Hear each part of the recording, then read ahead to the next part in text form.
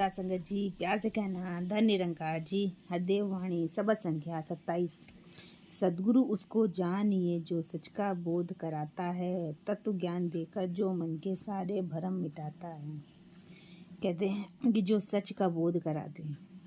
जीवन का एक ही सत्य है, ईश्वर प्रभु परमात्मा जो नाना रूपों में यही अवतरित है। इस एक के अलावा कुछ यहाँ पर और दूजा है ही नहीं।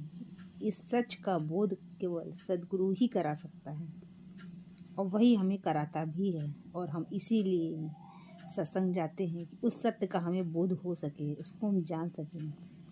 और तत्व ज्ञान देकर जो मन के सारे भरम मिटाता है। जब हमें ज्ञान दिया जाता है तो हमें ये भी कहा जाता है कि तन मन धन निरंकार का है, ये आपका नहीं है।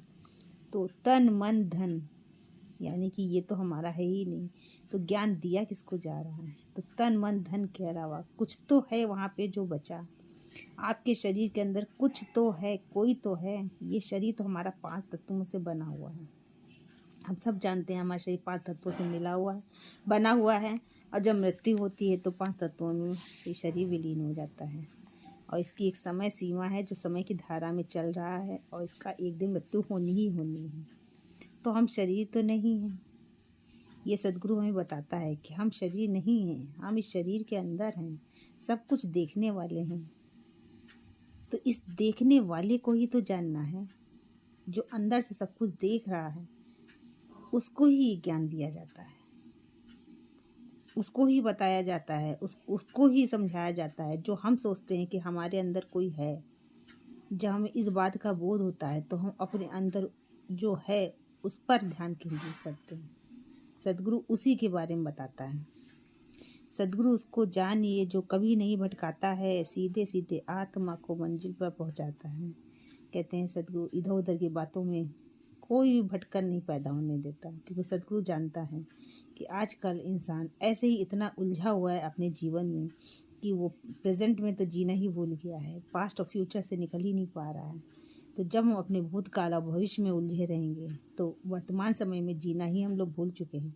और जब वर्तमान समय में हम कहते नहीं श्वासें चल रही हैं, शरीर कार्य कर रहा है, मगर हम कोई पास्ट में या प्रेजेंट की पास्ट या फ्यूचर घटनाओं में डूबे हुए हैं, तो हमारा होना है ही नहीं। उस समय हम किसी चीज़ का अनुभव कर ही नहीं पा रहे हैं।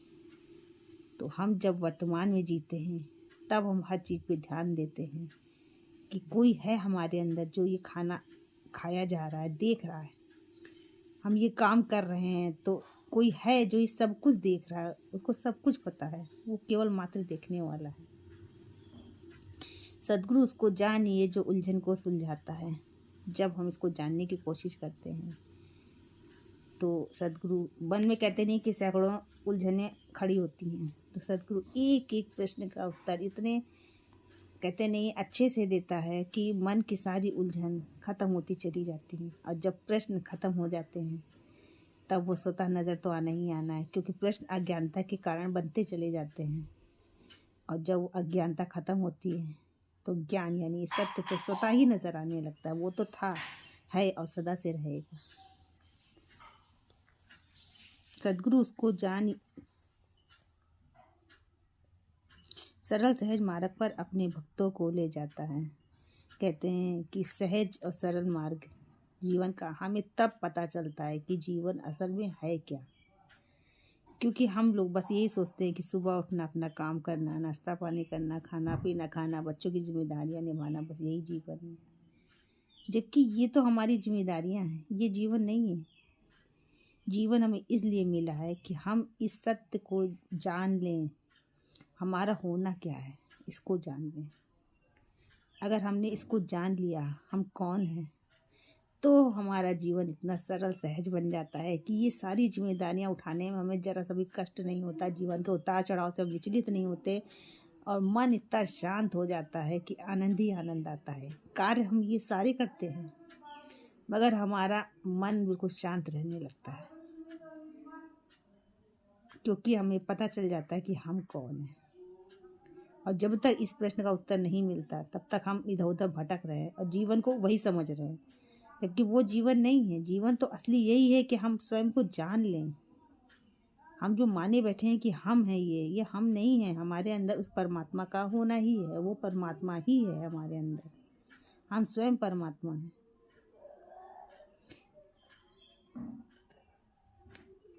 सद्गुरु उसको जानिए जो अवगुण चित्त न धरता है, दान क्षमा का देकर पापी जन को पावन करता है।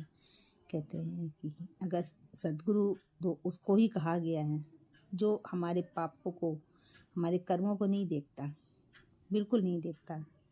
वो ये देखता है कि इसके अंदर प्यास है कि नहीं है। कहते हैं पानी उसको पिलाया जाता है जिसके प्यास हो। जो ईश्वर को पाना चाहता है वही तो अपना ध्यान केंद्रित कर सकता है, अपने अंदर उतर सकता है। जो ये ईश्वर को पाना ही नहीं चाहता तो उसको तो बात ही अलग है। उसको हम वचन पे वचन, चाहे 10 वचन बोलते चले जाएं, कुछ ही बोलते चले जाए, वो तो इग्नोर ही कर देगा, सुनेगा ही नहीं। तो सद्गुरु हमारे अवगुणों को कभी नहीं देखता, बस ये देखता है कि इसके अंदर इसको जानने की इच्छा है कि नहीं है।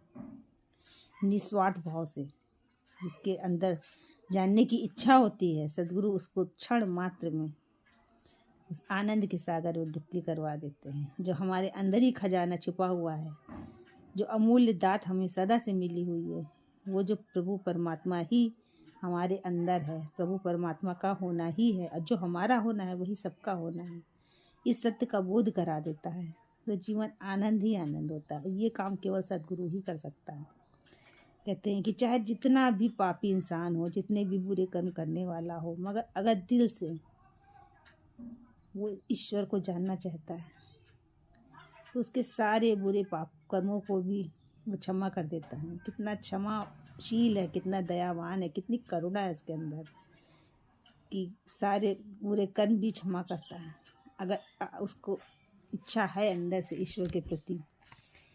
तो यही तो श्री कृष्ण ने कहा है गीता में कि जो भी सारे बुरे कर्मों को छोड़कर, सब कुछ छोड़कर, सारे धर्मों को छोड़कर, सब कुछ छोड़कर जो मेरी शरण में आता है, मैं उसको सारे पापों से मुक्त कर देता हूँ। उनको सत्य वचन है। वही सद्गुरु ने कहा है, नित्य कराए अलग की लगता, मन से बैर मिटाता है, कहे हर देव सद्गुरु ही प्यार का नाम बसाता है। वो सद्गुरु है जो बैर भाव द्वेष ईर्ष्या इन सब से ऊपर उठा देता है। जब इस सत्य का बोध हो जाता है तो इन सब की तो कहीं जगह ही नहीं रह जाती। और सद्गुरु तो सदा से ही चाहता है कि हर तरफ प्यार ही प्यार बरसे। और जब इस सत्य का बोध हमें हो जाता है और बैर द्वेष ईर्ष्या ये सब रहती ही नहीं, तो कहते नहीं प्यार ही प्यार तो हर जगह होना ही होना है। और सुंदर सा वातावरण बनता चला जाता है। हमारा जितना भी जीवन है वो हम प्रेम से बिताते हैं। प्यार से करना जी। धन्य निरंकार जी।